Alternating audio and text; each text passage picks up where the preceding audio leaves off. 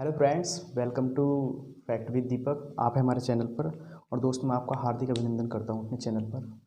दोस्तों, आपका काफ़ी जो है मुझे सहयोग मिल रहा है। जैसे मैं मेहनत कर रहा हूं आपके लिए, मुझे भी आप किसी हद तक प्यार दे रहे हो। काफ़ी मुझे आपकी प्रतिक्रिया मिल रही है, उसके लिए धन्यवाद, थैंक यू। ओके, मैं आपको बताना चाह रहा था कि आज हम नदी का सबसे इंटरेस्टिंग पार्ट जो होता है पूरे भूगोल में नदी का होता है, वो मैं आज आपको कराने जा रहा हूँ। और मुझे उम्मीद है कि आप काफ़ी दिनों से इस टॉपिक का इंतज़ार कर रहे होंगे। चलिएगा दोस्तों, आज हम आपको नदी का पार्ट 1 बताते हैं। ओके, तो चलिए पहले इनके 4 क्वेश्चनों के आंसर मैं आपको बता देता हूँ, है ना। पृथ्वी की आयु, पृथ्वी कितने दिन की है या कितने दिन जीवित रहेगी, उसका किससे पता चलता है? Uranium dating. 50 करोड़ साल तक की, 50,000 या 50 करोड़ साल तक की, 50 करोड़ साल तक का बताता है यूरेनियम, है ना।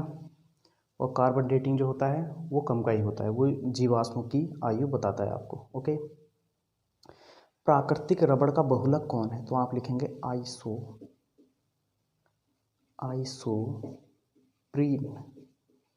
प्राकृतिक रबड़ का बहुलक है। और कृत्रिम का कौन है? न्यूप्रीन, है ना। प्रीन इसमें है, प्रीन इसमें है ना। Preen iso. प्राकृतिक की बात हो रही थी, इसमें प्राकृतिक और ये कृत्रिम, है ना। तो प्राकृतिक में कितने ज़्यादा है ना, 1 2 3 4 ज़्यादा है, तो इसके इसमें भी ज़्यादा है, याद करने की ट्रिक बता रहा हूँ। और कृत्रिम में 3 है, इसमें भी 3 है। ओके, याद कर लेना। राउरकेला स्टील प्लांट कहाँ पर है? तो आप कहेंगे महानदी के तट पर ही है, उड़ीसा में, है ना, उड़ीसा में। ओके, चलिएगा आज हम आपको आपका फेवरेट नदी पार्ट पढ़ाएंगे। काफ़ी दिनों से बच्चों के कमेंट आ रहे हैं कि सर नदी नदी नदी। लो दोस्तों, आज हम आपको नदियाँ पढ़ाने जा रहे हैं। ओके, तो चलिएगा पहले आप लिख लीजिएगा जो क्वेश्चन डायरेक्ट ही पूछा गया है ना। उत्पत्ति और जल, उत्पत्ति और जल की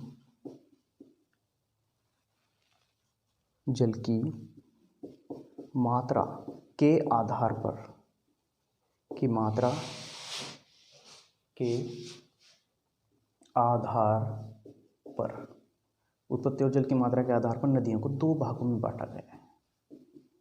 2 भागों में बांटा गया है। नंबर 1 तो आप कहेंगे हिमालयी नदियाँ। नंबर 2 आप क्या कहेंगे? मौसमी नदियाँ। ओके, नदियाँ सही है। अब मैं आपको बताऊं हिमालयी नदियाँ। हिमालयी यानी आपके नज़रों में मैप तो होना चाहिए, है ना, कुछ ऐसा।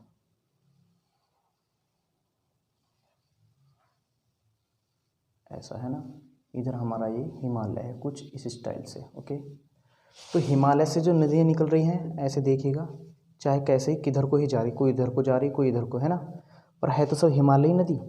इसीलिए हमने हिमालय से निकलने वाली नदी को क्या कहा? हिमालय। ओके, हिमालय से नदियाँ कब निकलती है? जब बरसात होती है ना, बरसात के मौसम में। पर बिना बरसात के कब निकलती है? जब ग्लेशियर पिघलता है, तो उसमें से पानी आता रहता है और नदियों में चाहे कम धारा में ही पानी चलता रहता है, तो उसको हम क्या कहते हैं? सदाबहार नदी। एक नाम हो गया हिमालय नदी, दूसरा हो गया सदाबहार नदी, है ना। सदाबहार यानी सदा इनमें बाहर रहती है, इसका मतलब 12 महीने चलती है, तो हमने इसे क्या नाम दे दिया? और 12 मासी नदियाँ। बिल्कुल। अब इसमें मैं एक आपको ऑप्शन बताता हूँ, जैसे गंगा।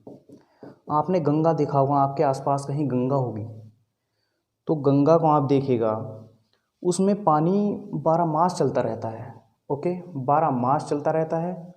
बरसात में बढ़ जाती है, पर मैं जब बोल रहा हूँ आपको, बरसात में तो हर नदी में पानी आ जाता है कुल मिलाकर। ओके, पर गंगा यानी हिमालयी नदियाँ कभी नहीं सूखती, चाहे उसमें छोटी सी धारा में ही पानी बह रहा हो, पर बहता रहता है। जानते हो दोस्तों कहाँ से आता है? वो बर्फ़ पिघलती है, यहाँ पर बर्फ़ पिघलती रहती है। किस पर?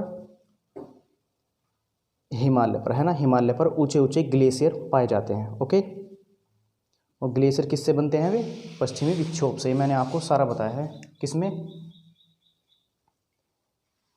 मानसून वाले पार्ट, जलवायु में। ओके, जब आपको मैंने मौसम मौसम जलवायु समझाई थी, है ना। मौसमी नदियाँ, अब ये ऐसी है जो बरसात होने पर आती हैं। मौसमी नदियाँ, इनको हम कहेंगे क्या? दक्षिण भारत की नदियाँ, दक्षिण भारत की नदियाँ। ओके, या इनको एक नाम और दिया गया है, दक्षिण भारत यानी इतना सिस्टम, इतना सिस्टम, ये यहाँ तक का, नीचे नीचे का, है ना। इसको हम प्रायद्वीपीय भारत की नदियाँ भी कह देंगे, प्रायद्वीपीय भारत की नदियाँ। ओके, फिर हम कहेंगे इसको मौसमी नदियाँ, मौसमी या बरसाती नदियाँ, बरसाती, क्योंकि बरसात में आती है ना, बरसाती नदियाँ।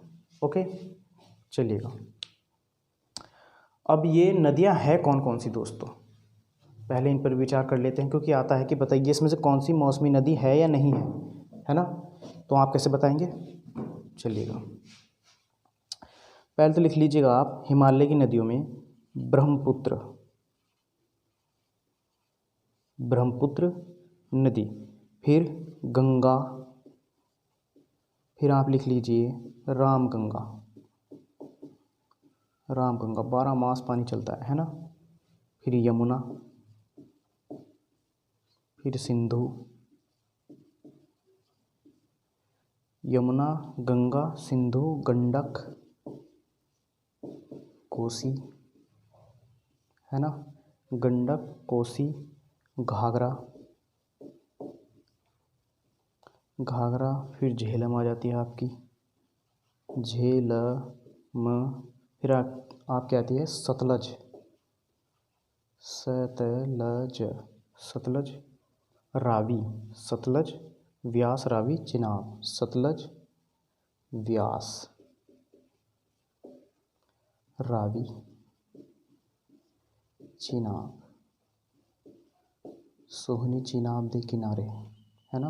बेताब मूवी में है ये गाना, सोहनी चिनाब, नहीं किस में है, सोहनी महिवाल में, सोहनी चिनाब दे किनारे पुकारे तेरा नाम आजा, है ना, सनी देओल की मूवी, वो चिनाब नदी ही दिखाई गई उसमें। ओके, तो देखिएगा कितनी नदियां हैं, 1 2 3 4 5 6 7 8 9 10 11 12 13। अब बात आ गई कि आप इनको याद कैसे करोगे। यहाँ पर आकर अच्छे अच्छे स्टूडेंट का दिमाग थोड़ा क्या हो जाता है, जिसको हम देहाती भाषा में बोलते हैं ख़राब, है ना, दिमाग ख़राब हो जाता है।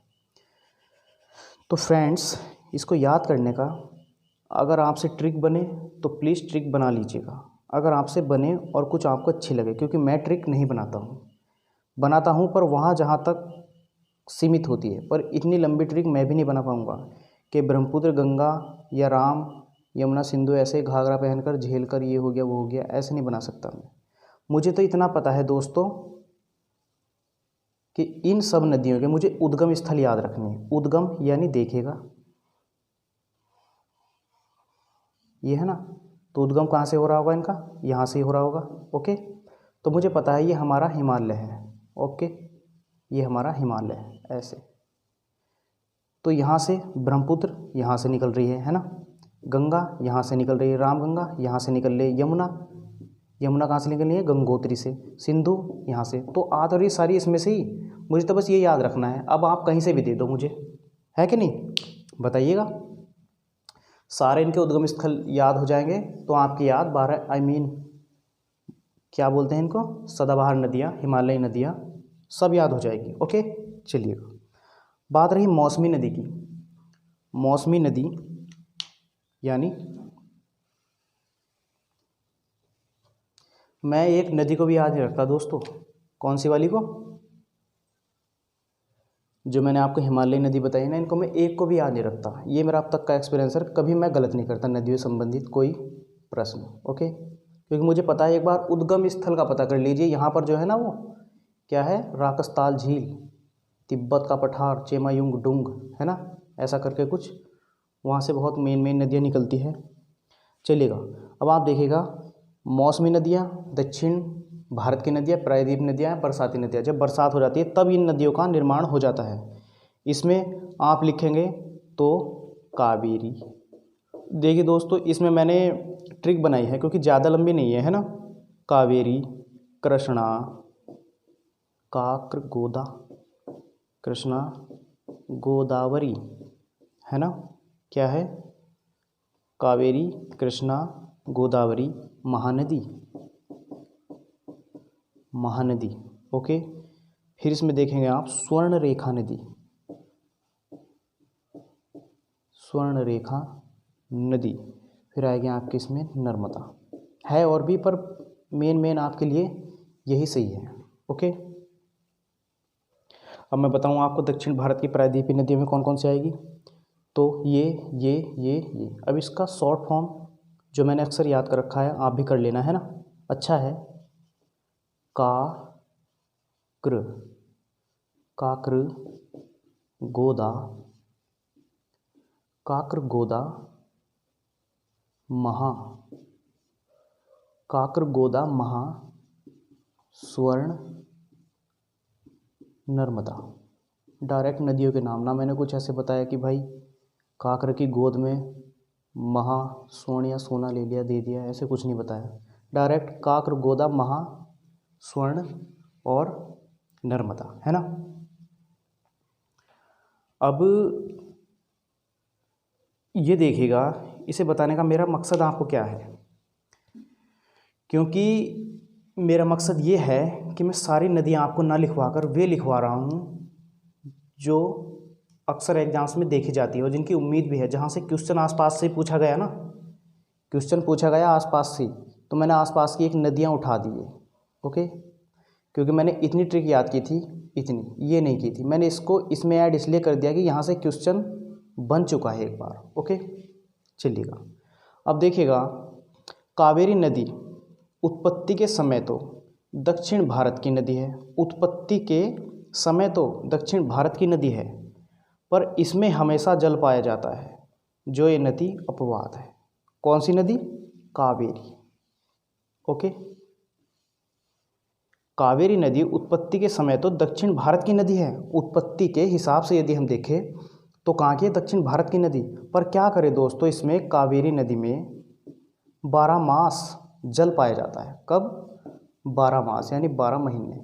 तो ये क्या है? अपवाद। हर जगह अपवाद होता है, यदि वैज्ञानिक पद्धतियों के अंदर जाएं हम, हर जगह अपवाद मिलेगा। ओके, दक्षिण भारत की ऐसी कोई नदी नहीं है जो क्या कहलाती है, जो दोस्तों क्या कहलाती है? 12मासी या हिमालयी नदियाँ। ओके, पर ये कावेरी नदी मौसमी या बरसाती नदियों में एकमात्र ऐसी है जिसमें हर वक्त पानी आता है। अब इसमें पानी क्यों आता है? जब हम आपको कावेरी पढ़ाएंगे, अच्छे से पढ़ाएंगे। इसे गंगा क्यों कहा जाता है? दक्षिणी गंगा या दक्षिणी गंगा किसे कहा जाता है ना? तो चलिएगा, बने रहिएगा हमारे साथ। ये तो हो गई आपकी नदियाँ, है ना। अब नदियों को पढ़ाने से पहले मैं आपको क्या बताना चाहता हूँ कि कितने तंत्रों में पढ़ेंगे हम इसको पूरे चैप्टर को 3 तंत्रों में पढ़ेंगे। सिंधु नदी तंत्र। ओके, सिंधु नदी तंत्र। नंबर 2 ब्रह्मपुत्र नदी तंत्र। नंबर 3 गंगा तंत्र। ओके, ये 3 तंत्रों में आपकी नदियाँ ऐसे क्लियर हो जाएगी कि आपसे कोई भी नदियाँ पूछ ले, किसी भी स्टाइल से पूछ ले, आपको हम ही याद आएंगे दोस्तों। इस स्टाइल से बताएंगे हम आपको। ओके, तो चलिएगा, बाकी हम सिंधु नदी तंत्र को अभी छेड़ते नहीं है ना, लंबा है, एक ही वीडियो में ले लें कल, है ना, अच्छे से, ताकि आपको ही मज़ा आए। चलिएगा, आप पहले तो 4 क्वेश्चन लिख लीजिएगा दोस्तों, जो आपकी सेहत के लिए अच्छे हैं। बताइएगा आप, किस माध्यम में धातु का वेग सर्वाधिक होता है?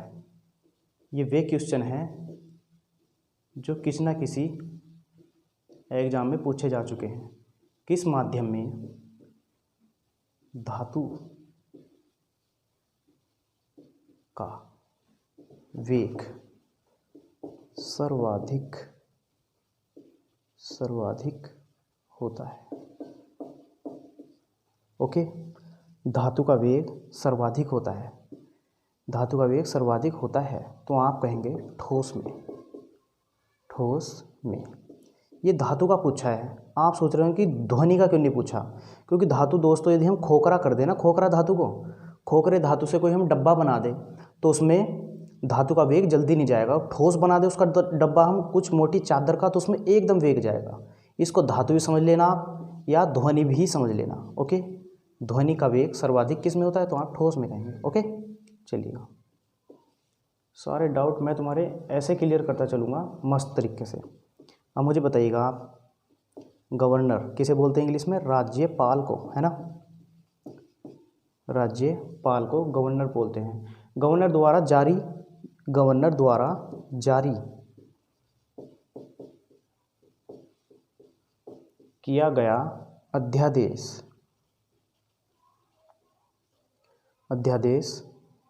गवर्नर द्वारा जारी किया गया अध्यादेश किसके द्वारा मंजूर किया जाता है? किसके द्वारा मंजूर किया जाता है? ओके, राष्ट्रपति द्वारा जारी किया गया अध्यादेश किसके द्वारा मंजूर किया जाता है? ओके, 3 क्वेश्चन हो गए। अब आप लिखिएगा चौथा, यहाँ से लिख लीजिए, आपको चमक नहीं रहा है ना। तो आप चौथा लिखिएगा अभ्युदय